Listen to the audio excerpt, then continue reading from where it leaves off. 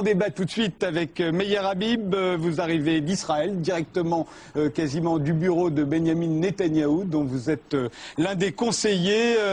Vous êtes le Benjamin Netanyahou, qui est le chef du parti Likoud, le parti de droite, qui pourrait bien devenir le prochain Premier ministre israélien. J'ajoute qu'en France, on vous connaît comme le vice-président du CRIF, mais ce n'est pas le vice-président du CRIF qu'on a invité, c'est le conseiller de Benjamin Netanyahou. Face à vous, Shlomo Sand, historien israélien, professeur à l'université de Tel Aviv. Vous êtes l'auteur de Comment le peuple juif fut inventé, de la Bible au sionisme. Vous vous interrogez aussi bien sur l'origine historique des Juifs que sur la politique identitaire de votre pays. Alors, les élections, c'est une photo d'un instant dans la vie d'un pays. Je propose de regarder tout de suite la façon dont les résultats ont été racontés en France sur cette chaîne hier soir. Regardez. Officiellement, c'est Kadima, le parti de Tzipi Livni, qui est arrivé en tête avec 28 sièges à la Knesset. Mais il ne devance le Likoud de Benjamin Netanyahou que d'un seul siège. Alors, depuis ce matin, les deux principaux leaders politiques du pays revendiquent la victoire et le poste de Premier ministre. Mais pour cela, l'un comme l'autre va devoir trouver des alliés pour obtenir une majorité à la Knesset.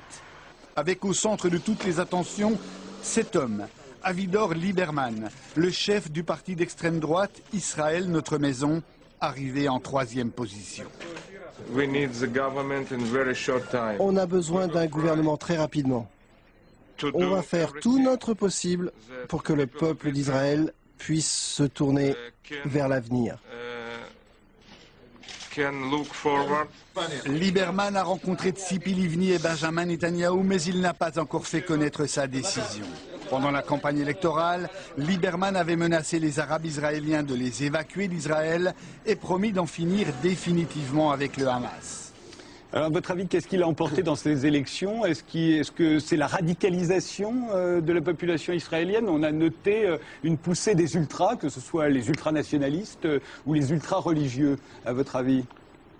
Je parle sur cette percée électorale très importante de cet, ancien videur de discothèque qui s'appelle Avigdor Lieberman, qui propose comme projet vider l'État d'Israël des Arabes. Donc, il a vidé des bars, des discothèques. Aujourd'hui, il va vider Israël des Arabes israéliens. Et c'est ça. Ce n'est pas Bibi Netanyahou, à mon avis. Les sources de quelque chose, un processus qui est dangereux pour l'existence d'Israël, c'est plutôt Avigdor Lieberman. Mais ça fait 60 ans qu'Israël existe, ça fait 60 ans qu'Israël cherche la paix.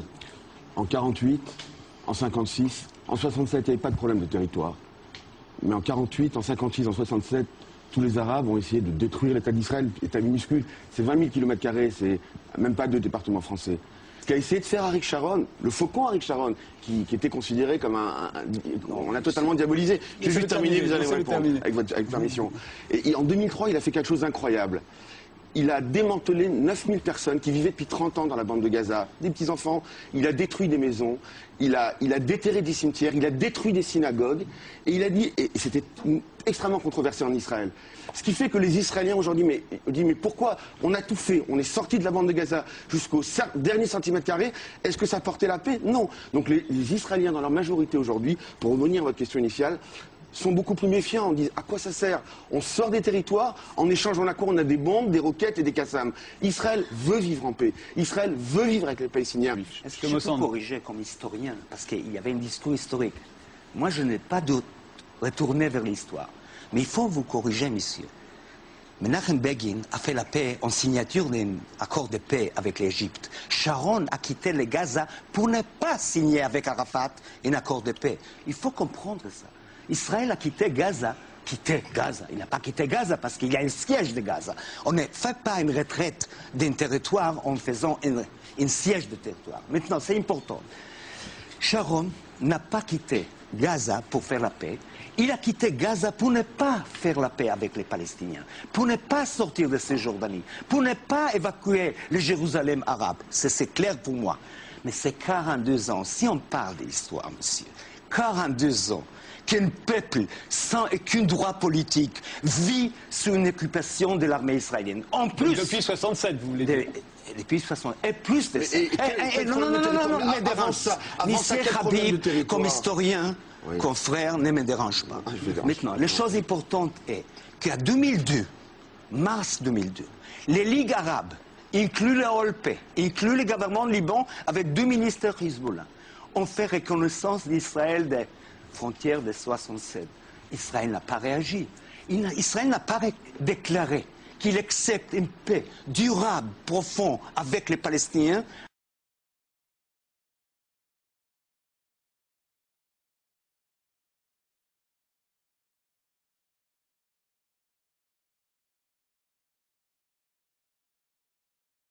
Avec une retraite de Cisjordanie. Vous savez, ça me rappelle, on a quitté Gaza. On a laissé Gaza comme une réserve indienne, entourée avec notre siège, avec notre armée.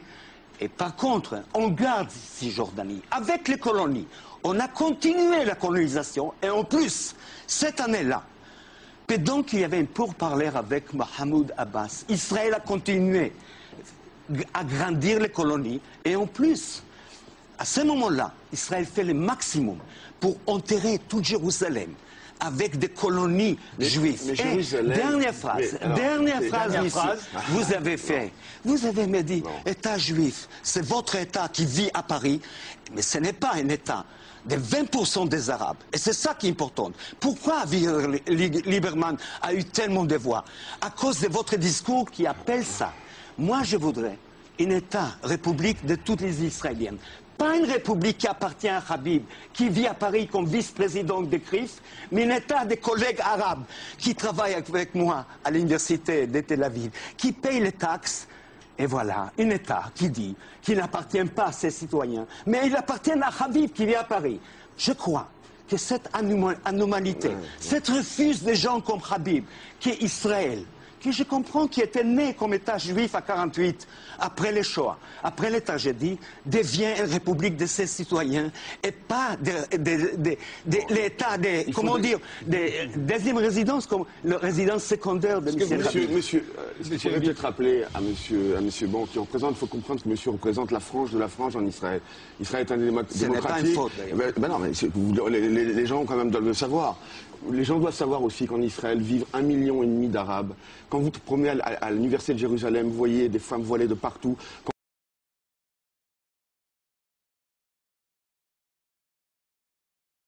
Quand vous voyez dans l'hôpital Hadassah de Jérusalem, vous voyez des dizaines de femmes voilées. Les Arabes israéliens votent, ils ont élu hier 11 députés à la Knesset. C'est ça la démocratie. Mais Israël ne peut pas être un État binational. Israël est un État juif. Jérusalem est la capitale de peuple juif. Monsieur, je vous ai, c'est terminé. Laissez-moi. Nous sommes des juifs français, mais nous sommes des sionistes.